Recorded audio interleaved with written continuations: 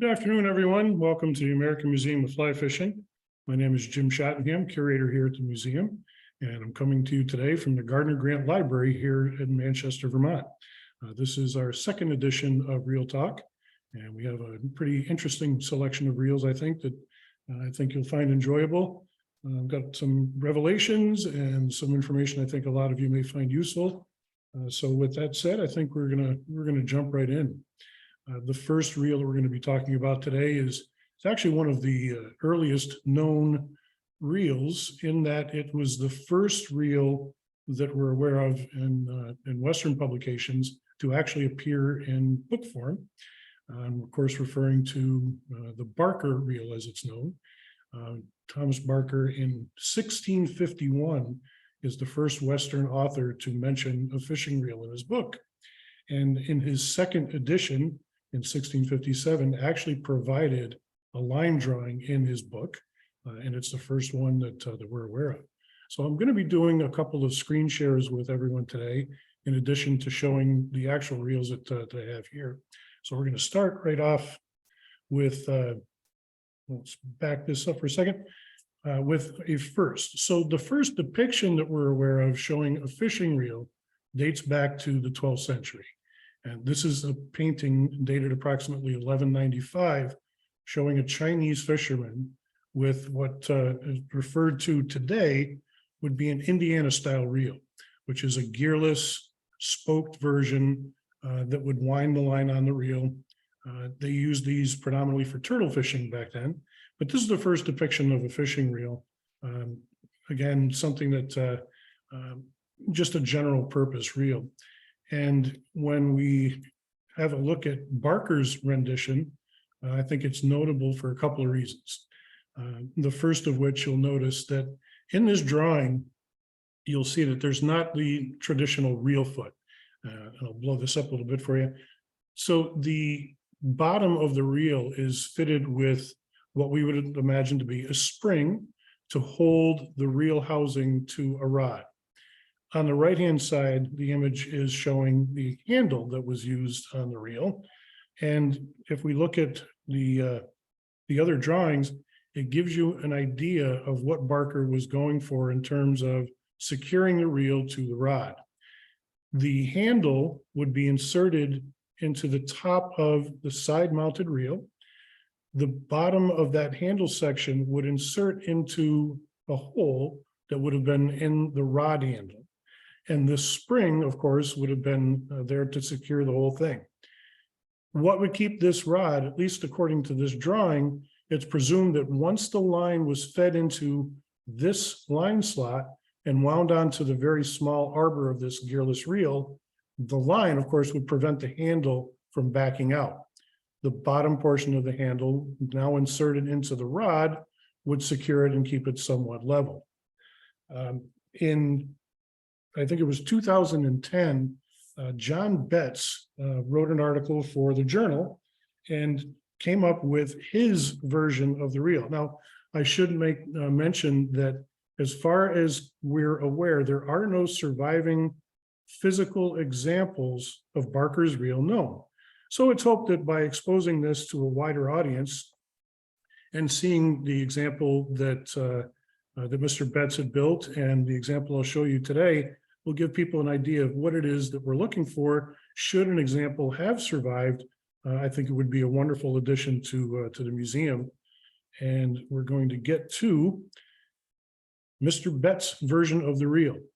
Now, staying true to the drawings in Barker's edition, you'll notice that the handle would seemingly be backwards. However, this is exactly as Barker had drawn it in his illustration. So Mr. Betts was true to that drawing. He provided the reel with a metal band, a metal opening, and inside this reel is a section of leather. The leather would provide enough friction for the line so that you wouldn't have an overrunning spool. The spool, of course, being the actual pin that was inserted into the top. Here you can see the spring that would have been used to secure to the rod. And the leather, of course, as I mentioned, would provide just enough friction.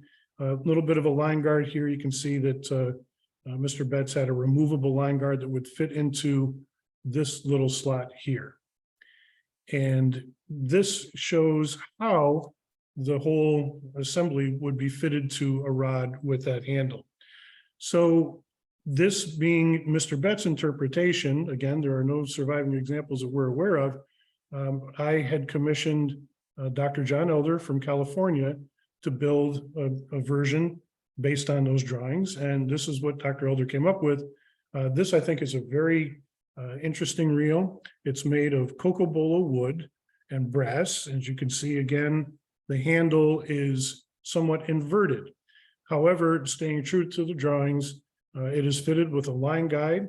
There is a section of leather on the interior to provide friction for the line as it comes out of the spool. And you'll notice on the bottom, again, we have that spring brass attachment to secure the reel to the rod. The final image I have there shows you the line guard. Now, we don't know, Barker did not provide any specific size dimensions for the reel. So again, it's all open to interpretation. It's my understanding that one or two other reel builders have produced their own versions of Mr. Barker's reel. And I'm sure that their take on the reel may or may not mimic what Mr. Betts has done and what Dr. Elder has done, but certainly they're all unique. And I think they'd be somewhat identifiable if they were to be found with this somewhat inverted handle. And of course, that spring attachment on the bottom. And went a little too far there. So I think it is something that would be somewhat easily spotted. And here, in fact, is the reel, so you can get an idea of the size. And here's the handle. Now, as I said, this will come completely out of the reel. And Dr. Elder has provided a little bit of a hole. That's something you can find on even contemporary reels there. You can see it. So it's lined with thread. So in order to get this reel threaded, you would need to disassemble the reel in order to get the line on initially. And you can see through the slot here that that's where your line goes. And again, gearless, there are no clicks, there's no pawls, no drag systems. This is about as simple as it gets.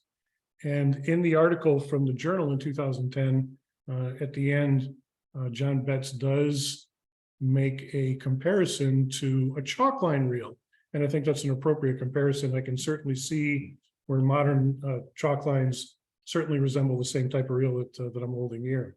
So this is a really attractive reel, I think, made out of cocobolo wood. I thank Dr. Elder for his work in putting that together. So if you happen to see something like this out in the field, if you're at a vintage store, antique store, garage sale, yard sale, barn sale, and you happen to see something like this, I think it would certainly be worth your time to pick it up and certainly inspect it. And if it happens to be of the proper age and it is a Barker reel, I think it's safe to say that you've hit a home run in terms of reel films. So that is the Barker reel. And all of the reels that I'm going to show are either here at the museum in Manchester, currently on exhibit. The Barker reel that I just showed will be added to our real-time exhibit in the next couple of days. So I encourage people to come to Manchester and take a look at these. The next reel on our list is perhaps my favorite of all fly reels. And it's a reel that I've been avidly studying and researching for quite some time. It's the work of William Billinghurst. William Billinghurst has the distinction of having the first patent from the U.S. Patent Office for what would be considered a fly reel. It was patented in August of 1859. There's been a number of different sizes, configurations, and the like. Mr. Billinghurst was, as I said, best known as a gunsmith in Rochester, New York. So having an established career as a gunsmith, it's not unusual to think that he was capable of designing and building a reel. It's a very interesting piece, very intricate work. There are a number of rings that make up the spool, all of which required a little spot of solder, which if you were to try to apply heat to repair one of these, and anyone that's done so will immediately learn why that's not a good idea. any heat applied to any one of these individual rings would spread out a little bit to the other, soften that solder, and the other rings start to fall. So my recommendation is I wouldn't attempt to do that unless you had some sort of a heat sink or a jig. I digress. The Billinghurst reels, a great design, but we weren't not questioning the fact that Billinghurst could have done that, but it was the discovery of a piece of paper found in, of all things, a box bottom for a Billinghurst reel that turned up that had a lot of collectors asking the question, maybe Billinghurst wasn't either alone in this design or perhaps someone else is involved. And we'll give you an indication of what that's all about with this piece of paper. It was discovered in the past year or two. And you'll notice at the bottom of this piece of paper, well, of course, at the top is a line drawing. This line drawing appeared in an 1859 edition of Scientific American when the reel was announced. This piece of paper, however, is not much larger than, maybe a box of original Crayola crayons, for those of you old enough to remember what those are. But you'll see at the bottom, there's a note that says manufactured by Billinghurst in Green, Rochester, New York. And of course, it calls it the Billinghurst patent skeleton fishing reel. So who exactly is Green? We certainly know who William Billinghurst is. His name is on the patent from 1859, but we're not entirely certain who Green is. And I can tell you after doing some research myself, there are quite a few people in the Rochester area with the last name Green, and combined with other people that were involved in the gun trade, it still didn't narrow it down quite enough. So there was always some speculation as to who this particular Green person was. Some, of course, immediately thought that perhaps it was Seth Green. Seth being a very well-recognized angler in the Rochester, New York area, perhaps best known for his casting skill and the fish hatchery that he started in upstate New York and central New York. But he was certainly a champion caster that actually endorsed Billinghurst reels and used them. In fact, in his time, there were a number of tournament anglers that ultimately refused to compete if Seth Green was in the competition. So the prizes that were given out included Billinghurst reels and Judson rods. Mr. Green won competitions in New York State in 1863. In 1864, he was one of just 3 contestants. And the one of the judges apparently made a comment that Mr. Green's fly was laid so gently on the water that they couldn't see where it landed. That's how proficient he was at putting that fly in the water very, very quietly. There were no tournaments held in 1865, but in 1866, Mr. Green won first place again in 1869. And in 1870, Mr. Green didn't enter simply because others refused to compete against him. And at that time, he turned professional. So we know that Mr. Green was a big proponent of the Billinghurst reels. He had used them in his competitions and in fact, endorsed them. But we still didn't know exactly, was that the guy that worked with Billinghurst, or was that the Green that was on that paper tag? Well, thanks to research done by fellow researcher and reel collector Craig Barber, while looking through some papers, Craig came upon a 1902 issue of Shooting and Fishing magazine, the cover shown here. Inside this particular issue was a letter printed by Chester Green. Chester was the son of Seth Green, and in a fairly lengthy letter that begins talking about the rifles that Mr. Billinghurst had made. He also mentions in the letter that he was talking about in reference to the old rifle. He said that Billinghurst did quite a bit in terms of developing target rifles and the like. But he also, and I'm going to quote, assisted my father to perfect a well-known Billinghurst fishing reel patented in 1859. My father, being an expert practical angler, conceived the idea and imparted it to Billinghurst, whose inventive and mechanical ingenuity worked it out. The patent was owned by them jointly. this reel was considered for many years by most trout fishermen to be the best practical on the market, and many are still in use to present day, although I believe long ceased to be manufactured. And he goes on to talk about General F.E. Spinner, who was an ardent fisherman and probably the best known of any of the United States treasurers, whose signature appeared on a lot of greenbacks for many years, who, while in Washington, had lent it to a young man who set it down on a rock on the banks of the Potomac with a baited hook in the stream, and a fish took the hook and moreover took the rod and the reel with it. And the letter goes on just to talk about how distraught he was about losing that reel in his efforts to find it again. So there we have it. There's evidence that the green mentioned in that piece of paper was in fact Seth Green, as mentioned by his son. Now, the patent in 1859 makes no mention of Seth Green. So perhaps, and this is speculation, but perhaps there was a gentleman's agreement between Green and Billinghurst. It's not uncommon, at least in later US patents, for the patentee to assign the rights of a patent, half the rights, a third of the rights, whatever the case may be, to another entity. However, Mr. Green's name does not appear on anywhere on the patent. So we have to believe that it was an agreement. We don't know exactly what the terms of that agreement were. This is an image of Mr. Green. It's a fairly famous image. And I don't know how many people have noticed that Mr. Green, here at the end of his rod, has what we term a birdcage reel, similar to what Billinghurst designed. And I say similar to, we're not entirely certain that that's a Billinghurst reel. I'll see if I can't get to, there we go. So here's a bit of a close-up. So the birdcage reel that's on the end of this rod could be a little bit different from what was ultimately produced by William. A fellow collector, David Lehman, has been working with a Rochester area museum that has unearthed a reel that came from Mr. Green's family that's very similar in design, but there are a few differences that identify it as something other than having been manufactured by William Billinghurst.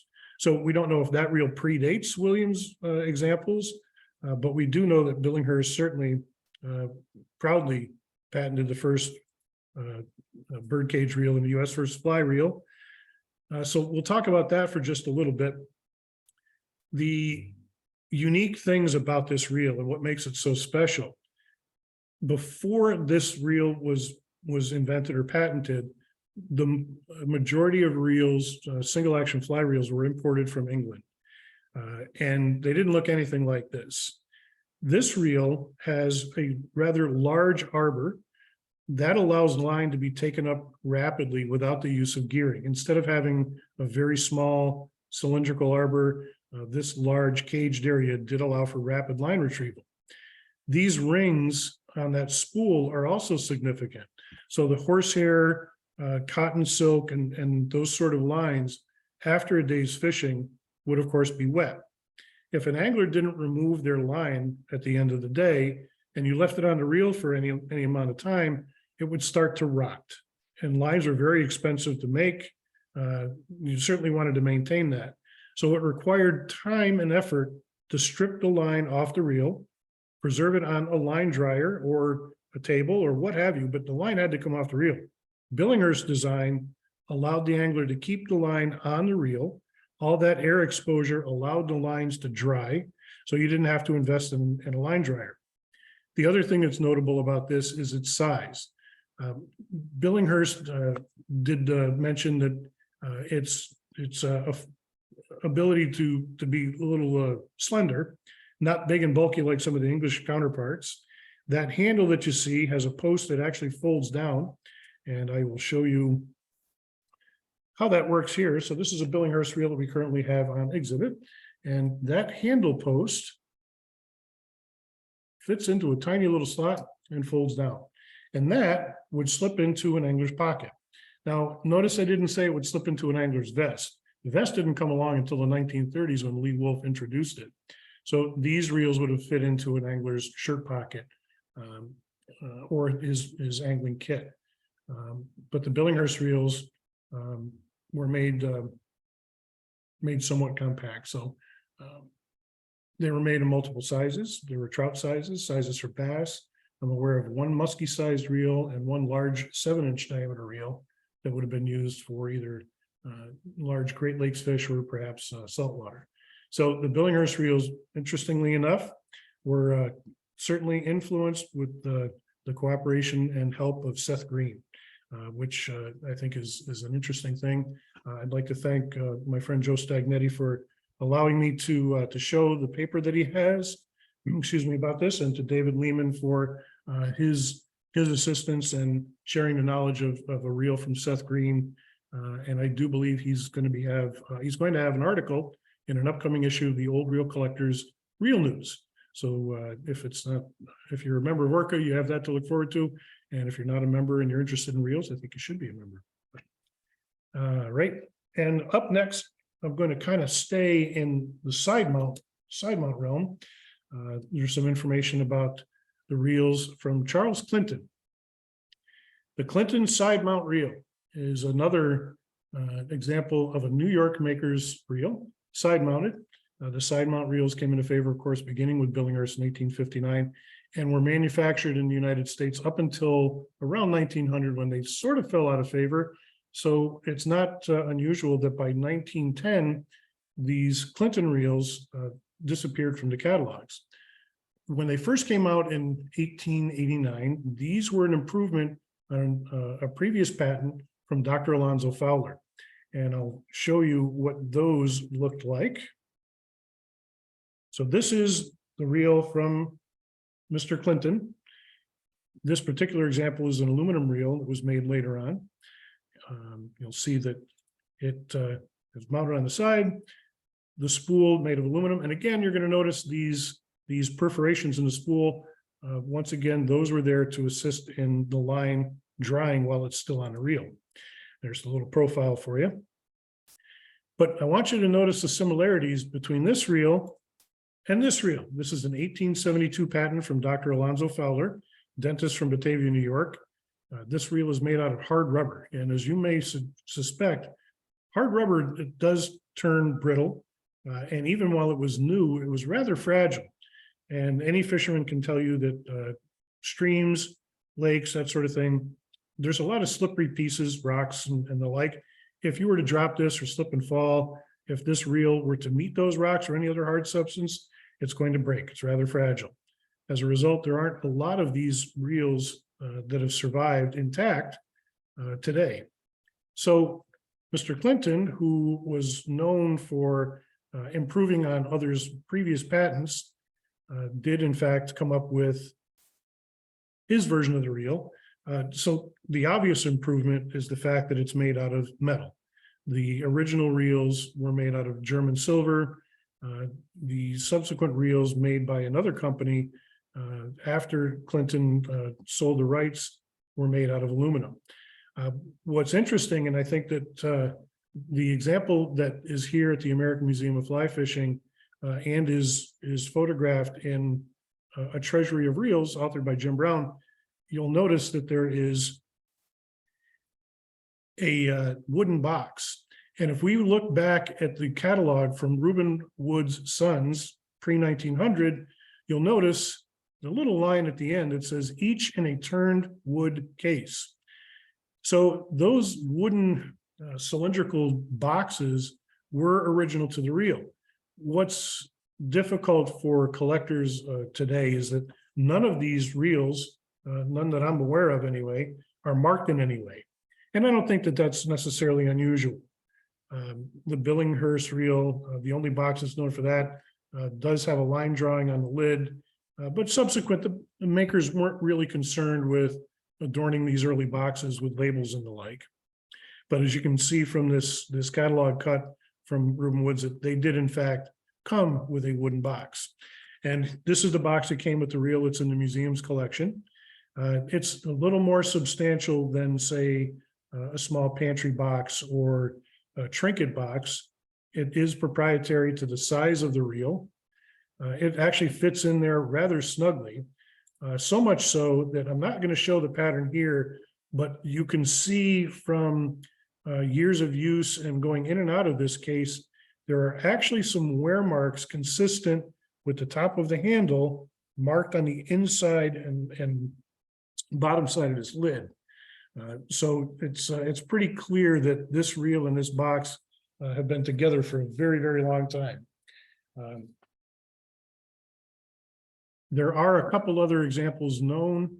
Again, none of them are particularly marked. But if you were fortunate enough to have a Clinton reel and you happen to be out again at a shop and you see something that looks a little like this particular box and looks like it's about the right size, I wouldn't be a bit surprised if it is. Now, I mentioned earlier that the Clinton reels were manufactured beginning in 1889 when he received his improvement for the patent. And it was listed in this issue, the June 1909 issue of Field and Stream, where there was an announcement made. That announcement was about the Clinton reel. And they make mention of the fact that anyone familiar with the old Fowler reel and the successor, the Clinton, apparently after a period of time, they stopped manufacturing these reels. And the company of Treman, King and Company out of Ithaca, New York, bought the rights to manufacture these and in fact did make them with aluminum plates and nickel silver ring, nickel silver foot. These were advertised in the catalogs from Abercrombie and Fitch after 1900, 1909, and 1910, I believe, is the last Abercrombie and Fitch catalog to feature one of these Clinton reels. They did, in fact, call them Clinton reels. They also mentioned White Hat Manufacturing, which was the company associated with Treman and King. It was kind of their trademark thing. So the issue in Field and Stream indicating that the reels were picked up again in 1909. They didn't last very long. They stayed in the catalogs again until 1910. The side-mounted reels by that time had pretty much fallen out of favor with the introduction of the Orvis reel in 1874, looking very much like a modern reel today. The side mount reels just fell out of favor. You started to have a lot of companies, the Vom Hoff family, and a number of other reel manufacturers that more or less decided and standardized the usual way of mounting a reel upright, vertical as opposed to horizontal. And it was in 1934 that the very last of the side-mounted reels made an appearance. When Dr. Sellers, we talked about the Sellers reels in the first episode of Reel Talk. That was about the last reel, aside from automatic reels in the U.S. So it didn't last altogether that long. So again, this is an example of one of the Clinton reels. You'll notice one of the differences between the Clinton reel and the Fowler reel. There's no visible click on the outside of the reel. One of the improvements that Clinton had back in 1889 was an oil reservoir underneath the spool screw that kept the reel lubricated. And also the click mechanism was underneath. I love that sound. The click mechanism was underneath. So that's one of the improvements from the Fowler reels. So we're going to put that one aside. And we're going to move on to another reel that dates back to the 1800s. It's here at the museum, part of our real-time exhibit. And that reel is the Bradley reel, Bradley patent reel, patented in 1868. Now, this particular reel is very special. Not only is it an example of a Willard Bradley reel from New York City, 1868, this is a multiplying version of the reel. You'll notice that it's a brass reel with what's termed a ball handle. Ball handle reels are very popular in New York, but this is very different in that it has a unique donut-shaped spool. Bradley produced these in a couple different sizes. He also produced a gearless reel, single action, that was in a smaller trout size. But there are very few examples of these Bradley reels known to collectors. But again, it's something that if you happen to find out in the field, now that you've seen one, you'll know to pick it up. They are almost always marked with a patent of 1868 that you'll find right here on this multiplier, this multiplying gearbox. But what makes this particular reel very special going to share my screen once again with you so you can get a better look at it. So you'll notice that, again, this is the donut-shaped spool multiplying gearbox. This attachment, or where the frame attaches at the top, is actually more of a compensating adjustment. So the spool pins on either side of this central area are tightened by a screw that you just can't see on this side, providing friction and a little bit of drag. But again, this reel is not only special because it's a Bradley reel, but most importantly, this reel was a gift, a post-Civil War gift from General Lee to President Grant. We do know that General Lee visited President Grant in the White House. That visit took place on May 1st, 1869. And it's interesting that this particular reel is also engraved. There were some doubts, a few, that thought perhaps this was done well after the fact. Well, some research does quite a bit to quell any theories that this was something forged.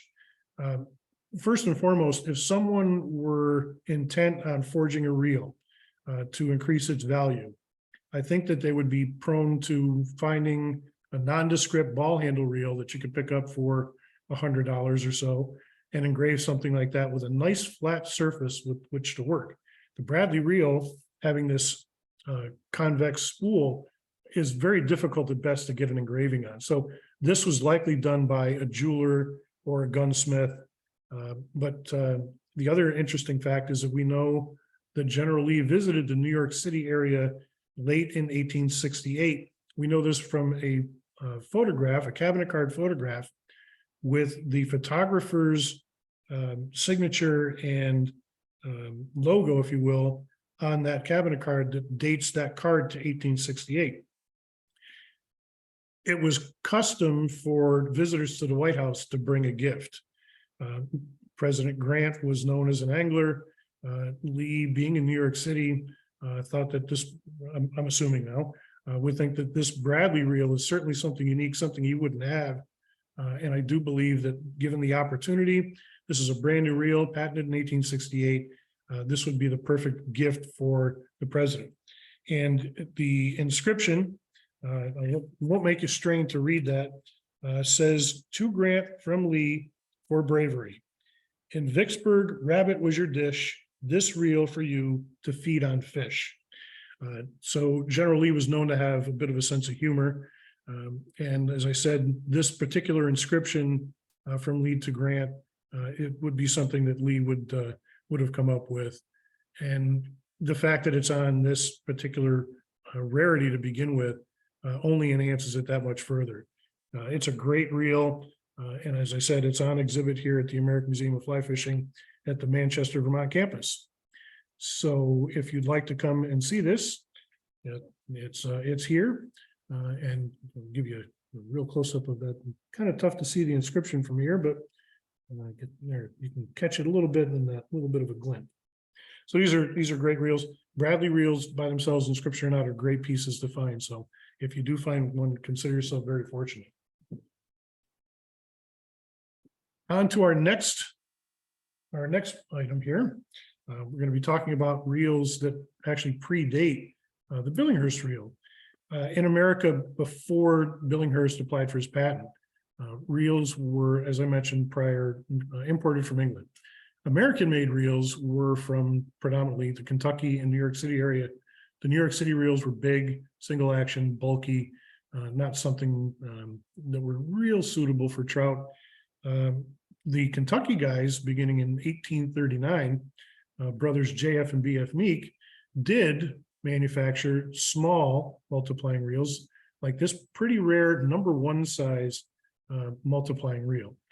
This was advertised by the Meek brothers as something suitable for trout.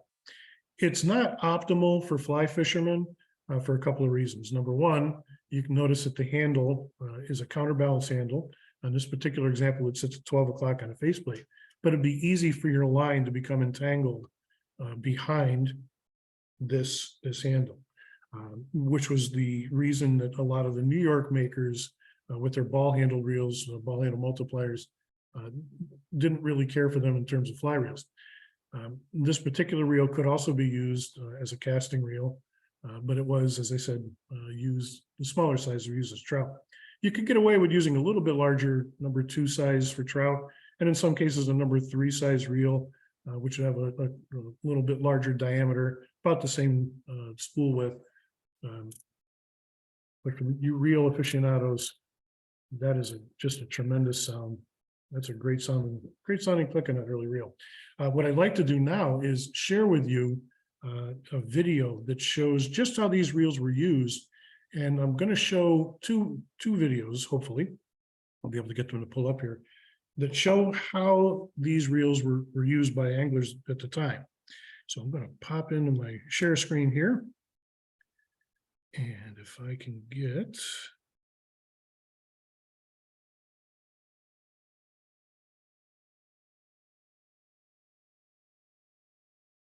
Bear with me, folks, for just a second.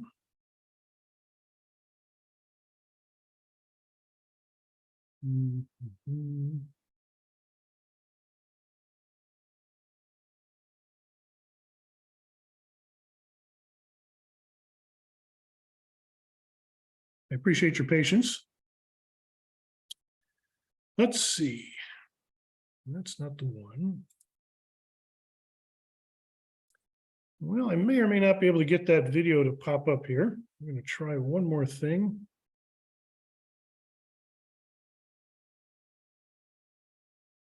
Let's go to our trout bass fishing here. I think I just about have it.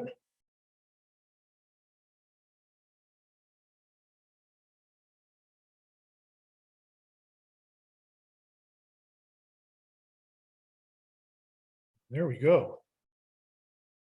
From the Library of Congress in Washington, D.C.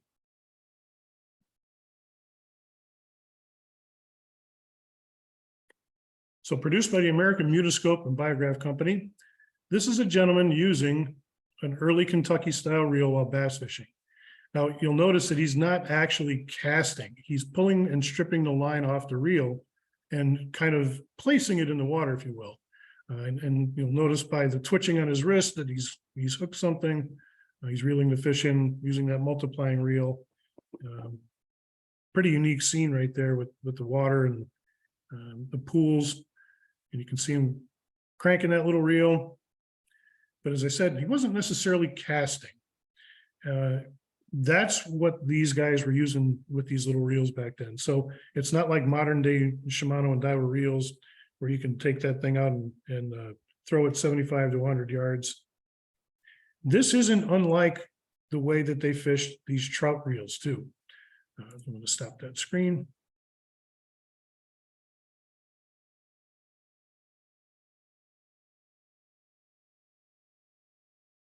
This has been a... Cancel that one out there. There I am. So that's pretty much how they utilize these reels. Again, didn't require a whole lot of line. The places that you were fishing were pretty much laid out right there in front of you. That's pretty much the way they used the trout reels also. You just stripped out a little bit of line and used a multiplier to bring it back in. The biggest knock, again, was the problems that they ran into with some of these handles. So that's what anglers were using before the Billinghurst reel came about. Next reel that we're going to talk about is a very unique piece. In fact, there's not very many of these known left to exist. And I'm talking about the handmade reels from Edward Ringwald Hewitt. Mr. Hewitt produced, it's believed to be less than 24 of these reels. And I believe the biggest serial number assigned to one of these reels is number 23. Of those reels, I believe we're currently up to 8 that are known in collections or museums. So as I said, they're pretty scarce. Get you a better look at these.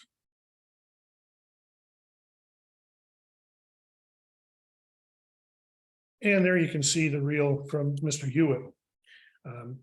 Hewitt was a lot of things.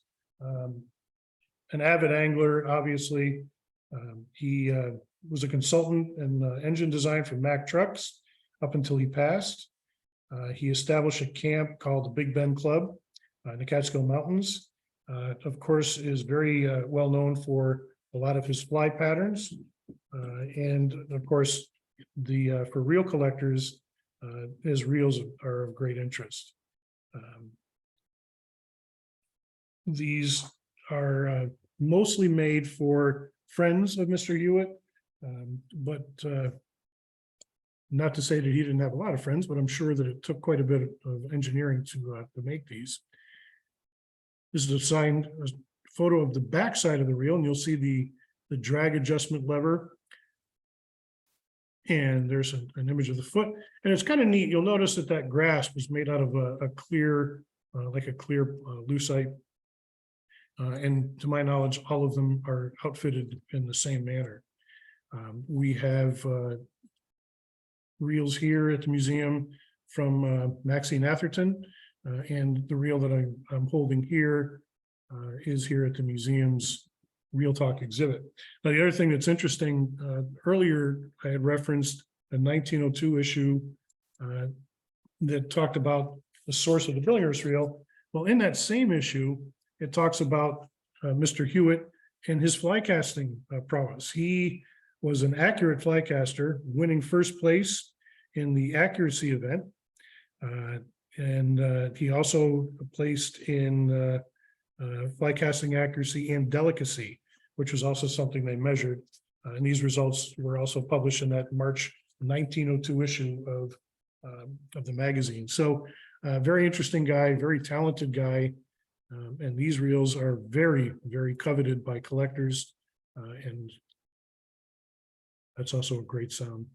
So if you happen to be fortunate enough to find a Hewitt reel, you'll have an idea of what to look for based on this.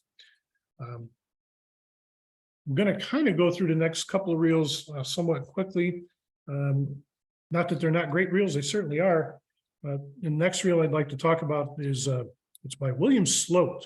Now, Slote reels are predominantly unmarked, and they're somewhat similar looking to a lot of other reel makers.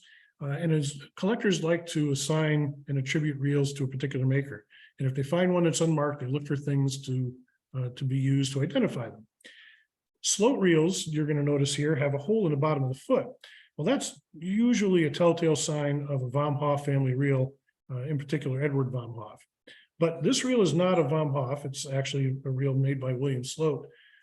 Slote had been working, it's suspected, for another firm in Brooklyn, New York, the Clark family. I'll show you an advertisement from them. There's our little Slote reel. It's a tiny raised pillar reel made out of hard rubber. You'll notice that counterbalance handle. It has a sliding click switch on the backside. And there's that foot, and there's that hole I was talking about. Now, most people would look at that and just instantly attribute it to a Vom Hoff reel. But the holes are actually a little bit different size.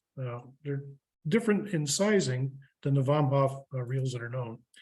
This is an advertisement from DW and JD Clark out of New York, Brooklyn, New York. Now, you'll notice there's no mention of Slote, but it's interesting that the two patents that Mr. Slote applied for and received patent numbers for, in one of those patents, he assigned the rights to DW and JD Clark. So we know that he did have an association with them. So he's been manufacturing reels for quite a while. And I think that for the most part, people would be very happy to attribute this to, say, Mallison. John Kopp is also a very popular reel maker these days.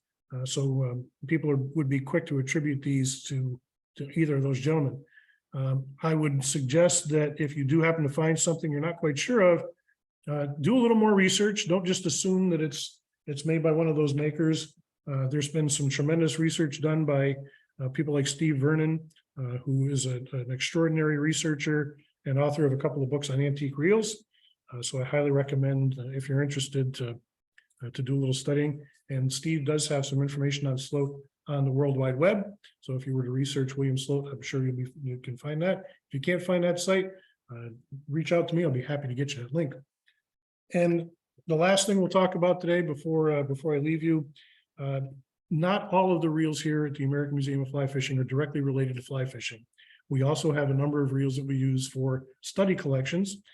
And this reel by Ernest Holzmann, I think is certainly worthy of inclusion here.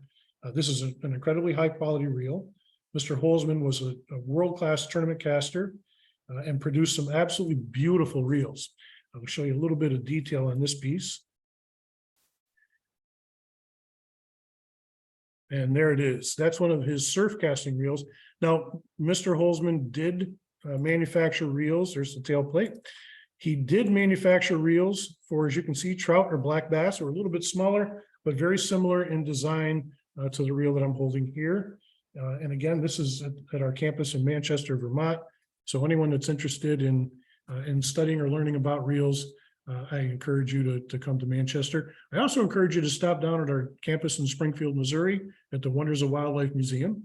And lastly, I strongly recommend if you're interested in reels, obtaining a copy of A Treasury of Reels by author Jim Brown. That's available through the museum's website. Recommended reading also is, as I mentioned, Antique Fishing Reels by Steve Vernon. And I, of course, encourage everyone, if you're not a member of the museum, I welcome you to join us. You can go to amff.org and sign up for a membership. I'd also like to mention that the Old Reel Collectors Group is going to be coming here to the museum in September of this year. The members are going to be able to take a private tour of the museum. So again, if you're interested in reels and you're not a member of the Old Reel Collectors Association, I encourage you to take a look. Thank you all for your time this afternoon. I hope you enjoyed it. I hope you learned a little something. I know I've been learning every day here at the museum, and I think that's the best part of the job. So until next time, folks, have a great day.